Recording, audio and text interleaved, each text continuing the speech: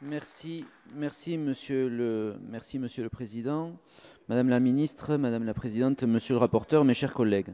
En 2007, Nicolas Sarkozy, alors candidat à la présidentielle, avait fait d'un slogan simple une des marques de fabrique principales de la campagne qui l'a conduit à l'Élysée. Travailler plus pour gagner plus.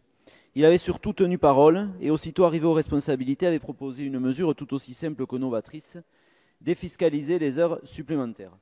Le but était au moins triple. D'abord, permettre aux Français qui le souhaitaient et qui en avaient besoin d'augmenter significativement leur pouvoir d'achat en consentant un effort au travail.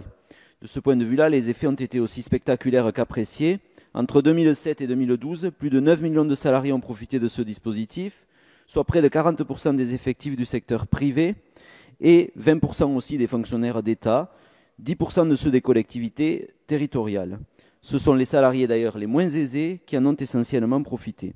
Deuxième but, permettre de la flexibilité aux entreprises, notamment suite à l'application très complexe de la réduction du temps de travail à 35 heures. Les entreprises et les employeurs avaient unanimement salué les effets positifs du dispositif.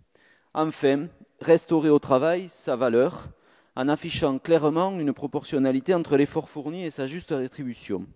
Dans la terrible crise économique qui a frappé notre pays, comme tous les autres dans les années qui ont suivi, cette réalité a pris tout son sens.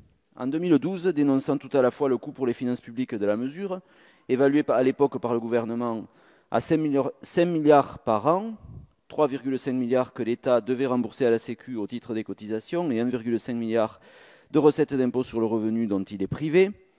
En fait, à l'arrivée, il y a eu 980 millions d'euros de recettes supplémentaires après la suppression et 2,5 milliards d'euros en 2013. Mais quoi qu'il en soit, le gouvernement a supprimé cette mesure, disant également qu'elle avait empêché la création de nombreux emplois, parfois estimés à 30 000 par an.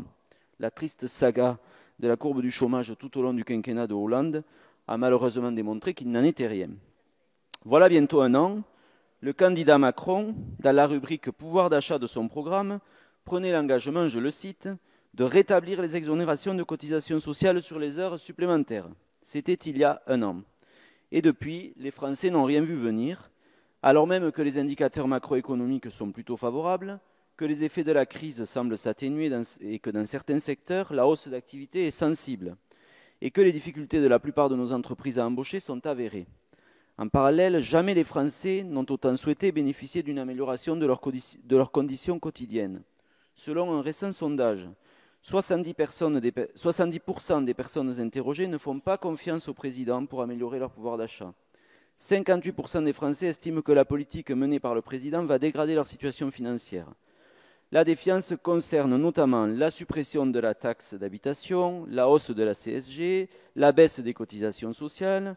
48% des Français pensent que ces mesures vont réduire leur pouvoir d'achat.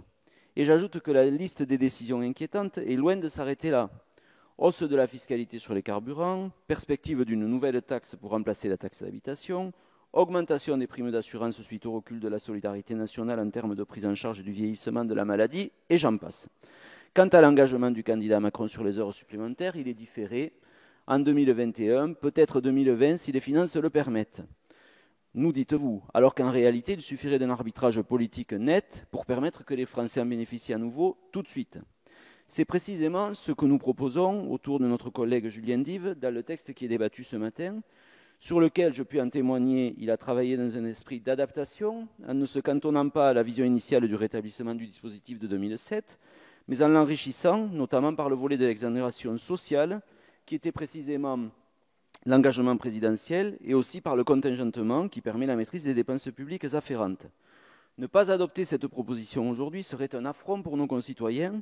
Ce serait aussi une nouvelle démonstration de l'esprit partisan et sectaire qui caractérise désormais votre majorité et l'a conduit à rejeter toutes les propositions émanant de ceux qui n'en sont pas, alors même que dans les rangs des autres groupes parlementaires, certains, et nous sommes nombreux, au même titre que Julien Dive, font preuve de bon sens dans leur positionnement et soutiennent sans réserve les mesures que vous proposez et qui contribuent au redressement de la France.